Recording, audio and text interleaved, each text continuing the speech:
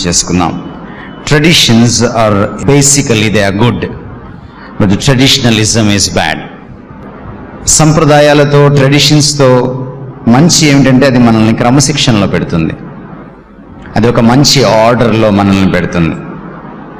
కానీ సంప్రదాయాలతో ట్రెడిషన్స్తో సమస్య ఏంటంటే అది మనకి ఒక యాంత్రిక జీవితాన్ని ఇచ్చేస్తుంది, లైఫ్ లేకుండా చేస్తుంది. You become a machine after you practice a tradition for years.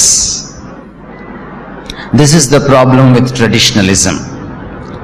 ఒక విషయాన్ని పదే పదే వల్లి వేసినప్పుడు, ఒక పనిని పదే పదే చేసినప్పుడు కొంతకాలానికి అందులో ఆత్మ ఉండదు, స్ఫూర్తి ఉండదు, స్పిరిట్ ఉండదు. పరలోక ప్రార్థన మనం చెప్తాం, కానీ చాలామందికి అందులో అర్థం తెలియదు.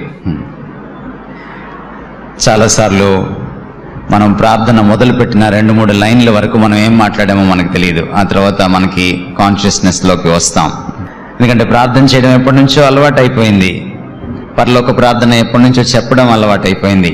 మంచి సాంప్రదాయాలు ఇవి, కానీ సంప్రదాయంతో వచ్చే చిక్కు ఏమిటంటే అది మనల్ని అర్థం లేకుండా యాంత్రికంగా తయారు చేస్తుంది. యేసుక్రీస్తు వారు ఈ భూలోకంలో ఉన్నప్పుడు అటువంటి ఒక ట్రెడిషనలిస్ట్ని కలిశాడు. యూదుడు నిష్ఠ కలిగిన వాడు, యువకుడు ధనికుడు. ఈ యూదుడు మార్కు సువార్త 10వ అధ్యాయంలో మీరు చూసిన సన్నివేశం అదే. ఆయన మార్గం మధ్యంలో పోతూ ఉంటే అకస్మాత్తుగా అతను ఎదురై పరిగెట్టుకుంటూ వచ్చి యేసుక్రీస్తు వారి ముందు మోకాళ్ళుని ఈ ట్రెడిషనలిస్ట్ అడుగుతున్నాడు. ఎందుకు ఈ ట్రెడిషనలిస్ట్కి ఈ ప్రశ్న వచ్చింది? నేను పరలోక రాజ్యంను చేరుటకు నేనేమి చేయాలి, ఎలా ప్రవేశించాలి పరలోక రాజ్యంలో?